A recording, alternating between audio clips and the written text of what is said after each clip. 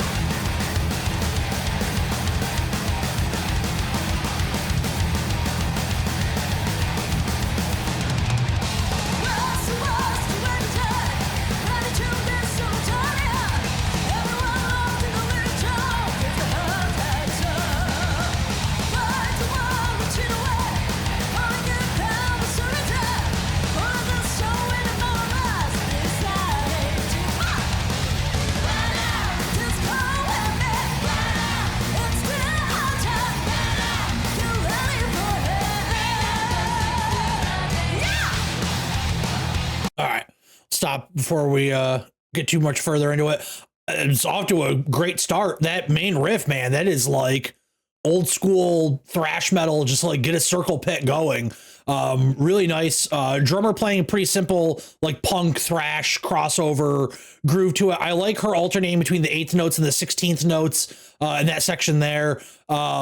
Pretty cool pattern work there. I was kind of hoping that she'd play a little bit more during the main riff, just to add a little bit of flavor to it, but she makes up for it by kind of screwing around a little bit with some different patterns and stuff on the next portion there. So it's also, you know, it's good to never overplay. You know, I hate that. That is my personal pet peeve as a drummer, is drummers that overplay. So I think it fits the song perfectly.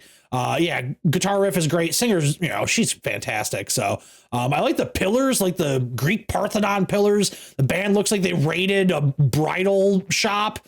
I like the white. The white always stands out. I like it. Everybody's always wants to be so just dressed in black all the time when they play heavier music. You know, let's mix it up a little bit. So let's get back into it.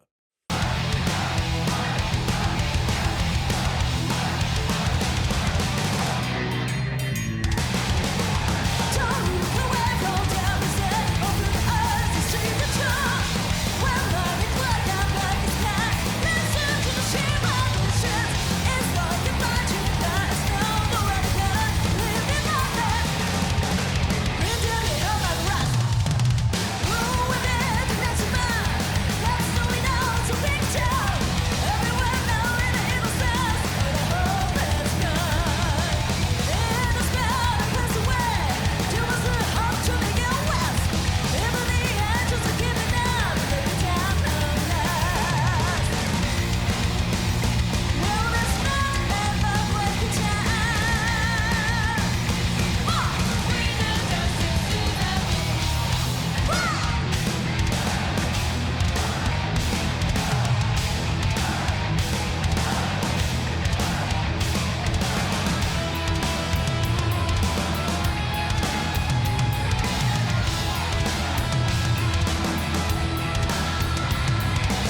right, so it looks like she's about to go into a guitar solo. I was pushing on my headphones. The low end isn't super great sometimes on these.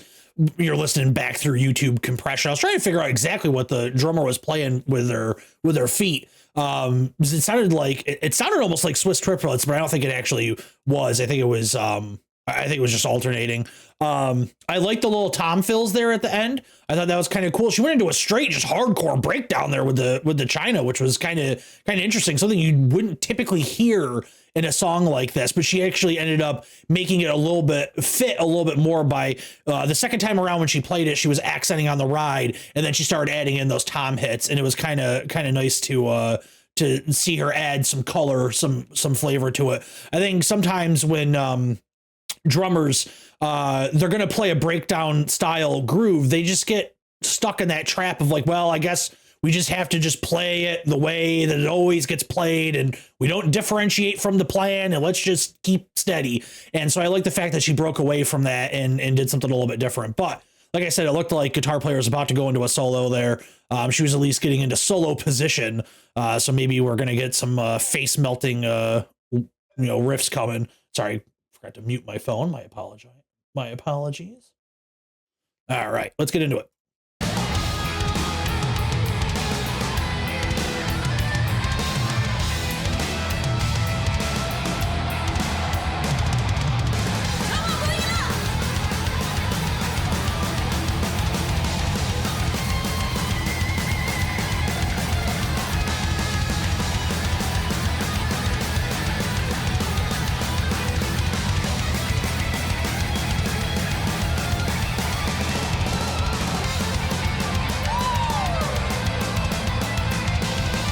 I always like dueling solos is always cool.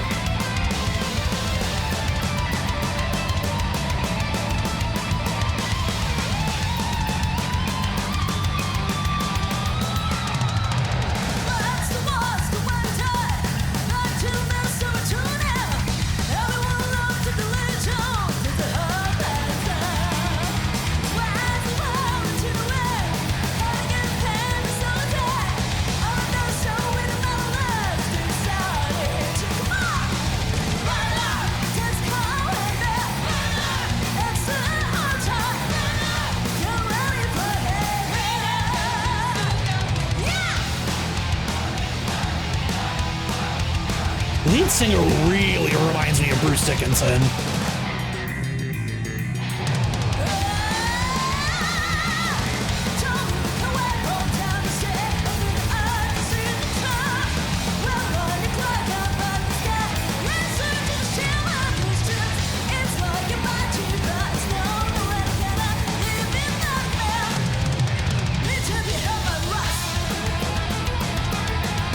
More solos.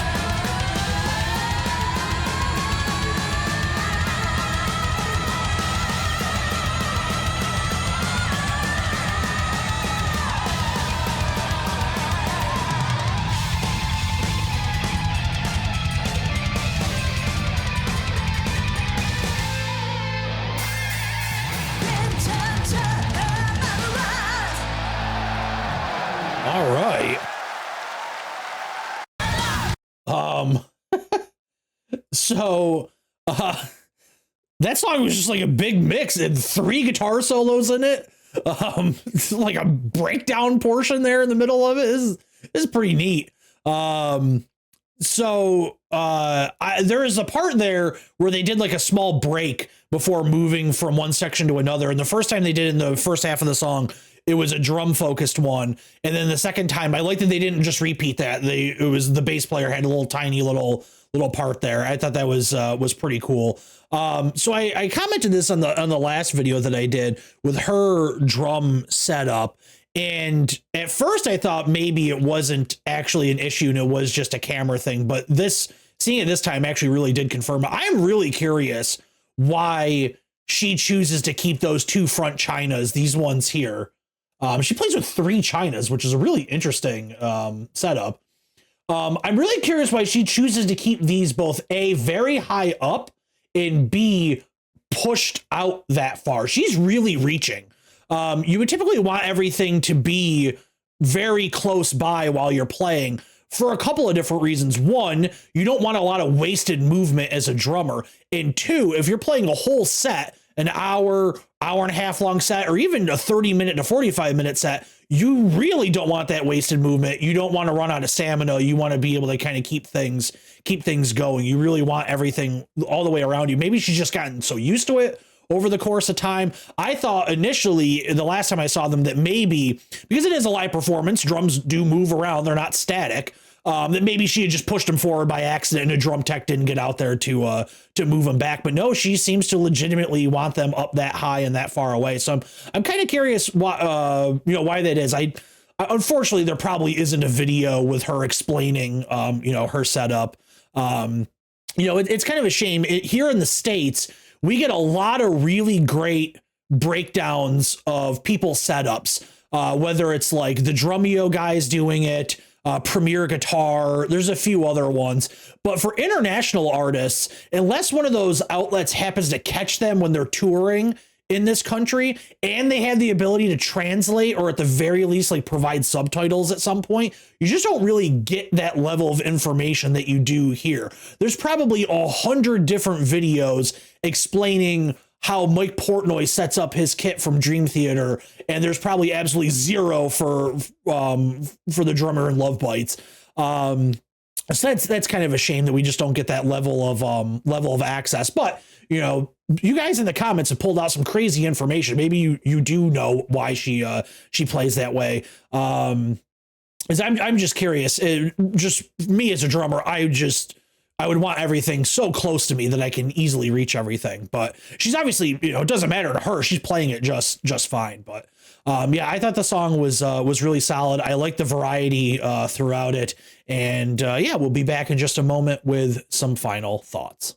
I definitely understand why people were recommending this one. It's a very good song. It's a very fun song. The tempo just keeps up. It's very relentless. The dueling guitar solos, and then it culminates in the third guitar solo in the song, them combining and playing at the same time, where at that point it's not necessarily a solo anymore, but still playing that like lead melody on top of everything. It's a cool concept.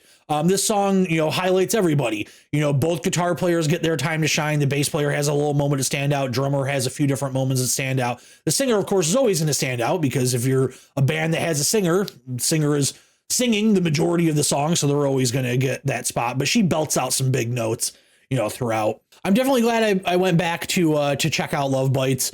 I really enjoy having them as a new band to listen to. I mentioned this in a comment in another video. I really want to listen to some of these bands I've been reacting to on the channel in my personal time, but I am so far behind on just new releases in 2024. I think I'm like 20 albums behind where I wanted to be at this point, at this time of the year. So I've been really taking the time to listen to those when I'm driving around for work. So I'm thankful that I have this channel now, so I could actually take the time to listen to this stuff. And I am really, really enjoying it. I'm very happy to be exposed to a bunch of new bands that I didn't even know even existed. There's some bands that I've listened to on this channel that I had heard before, heard the name, but had never actually heard their music. And then bands like Lovebites and Bandmate, I had not only never heard their music before, I never knew that they existed. So I'm very happy to have some new bands in the rotation. So that's going to do it for me. Thanks again for getting in the pit, and we'll see you again real soon.